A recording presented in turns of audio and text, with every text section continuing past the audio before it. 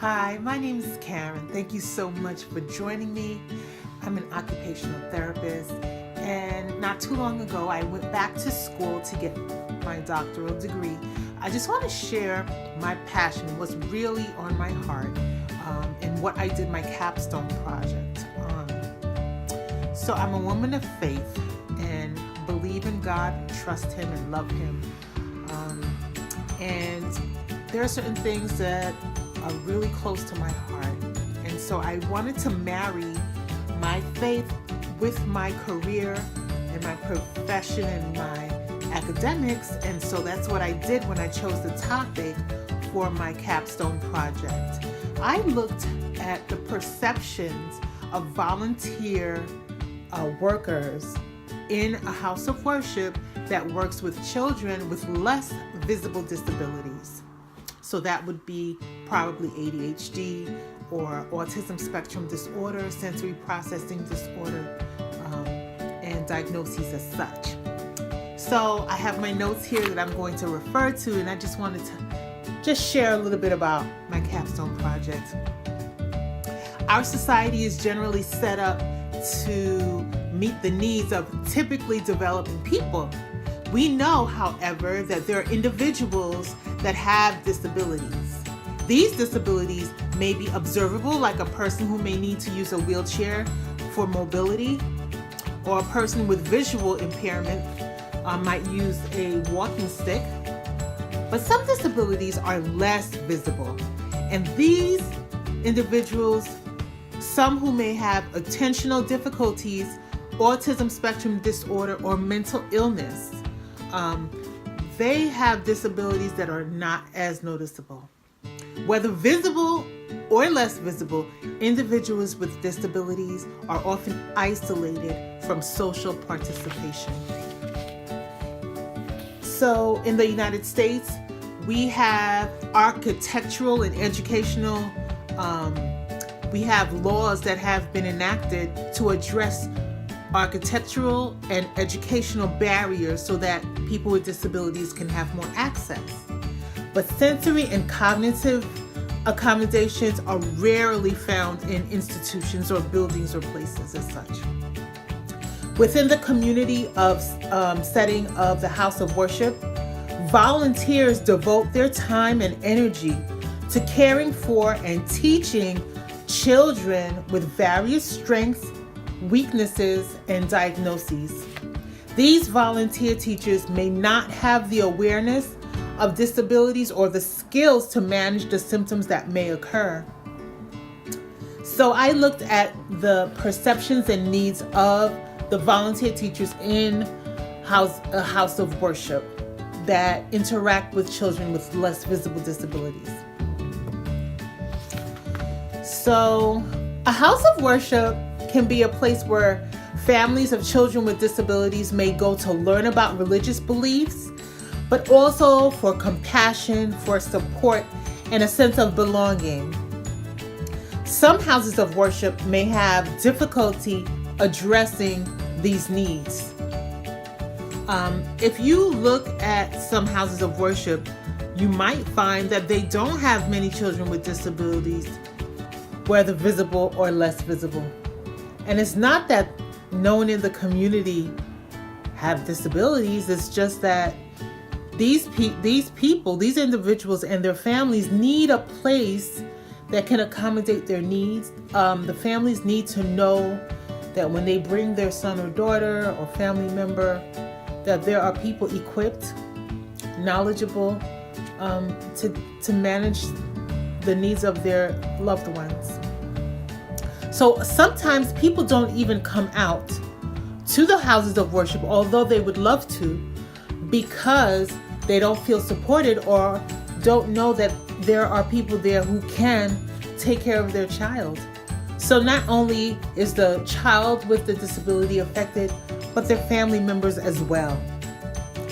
That part of their life is not being nourished. That part of their life is not being cultivated. That spiritual part of their life is not being addressed. They're not being fed, spiritually speaking. Okay, so These families who have children with special needs are usually on high alert in social situations.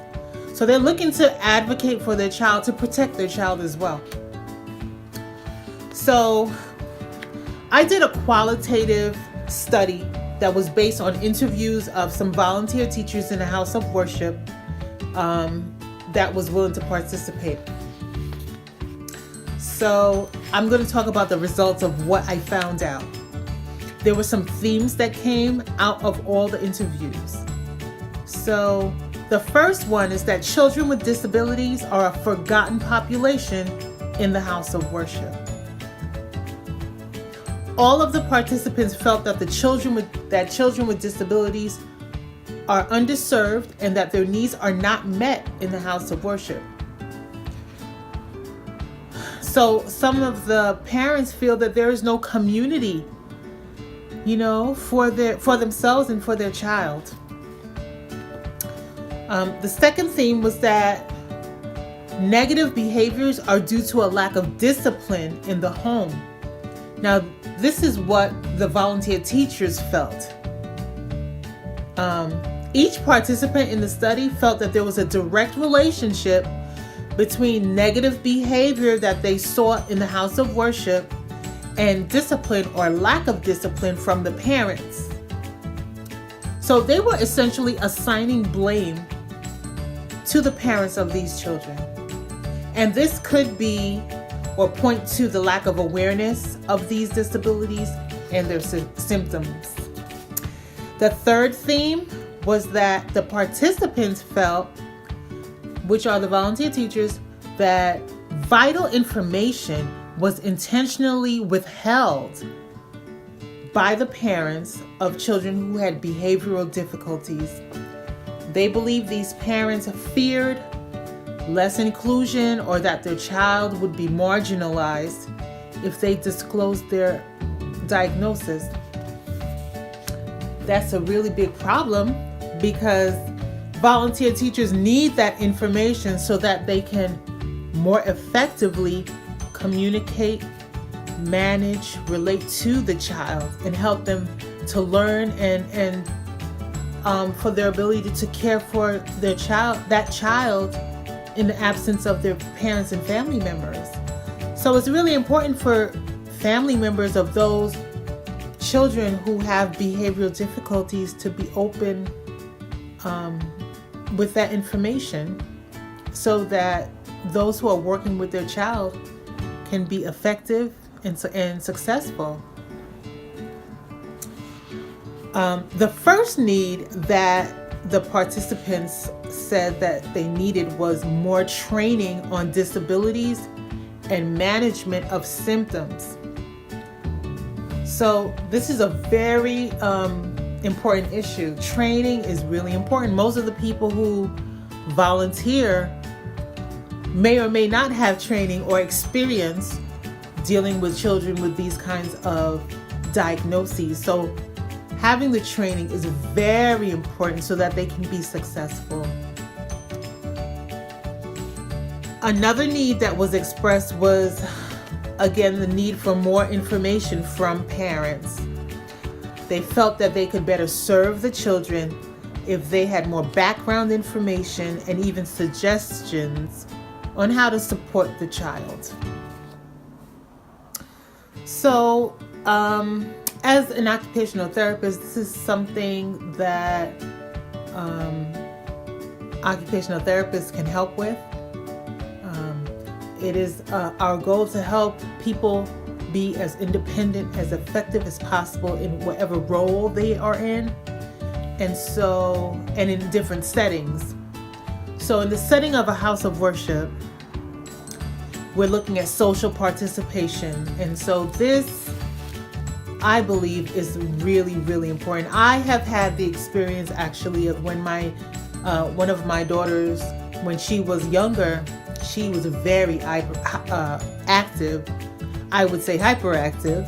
And I remember going into a house of worship, not the one that I attend now, but going to a house of worship and being asked to leave.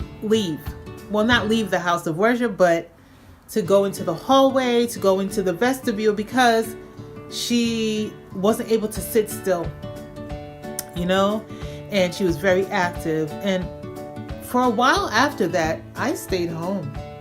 And although I am a woman of faith, a person of faith, and I enjoy going into the house of worship and fellowshipping with other believers, during that time, I stayed home and I didn't. I felt rejected and I didn't feel supported at that time. So, you know, it affects the child, because during that time she could have been learning more about our family beliefs, and that part of my life I felt, you know, I could have been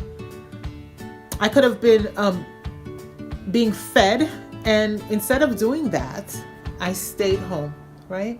So I believe that there are many families who are in that predicament, who are in that situation. So it's an awesome responsibility as leaders in houses of worship, no matter what the faith is, to be able to address the needs of the congregants and the community. And this is an area that I really feel is very important and is close to my heart. So yes, I just wanted to talk a little bit about that, and let me know, have you ever experienced anything like that? Have you, do you feel supported, or do you feel that individuals with disabilities and their families are supported in your house of worship? Do you think that more people in the community would be a part of the house of worship if there were more available to them and their special needs and their children's special needs? I'd love to hear more about how you see this issue and how you feel about it.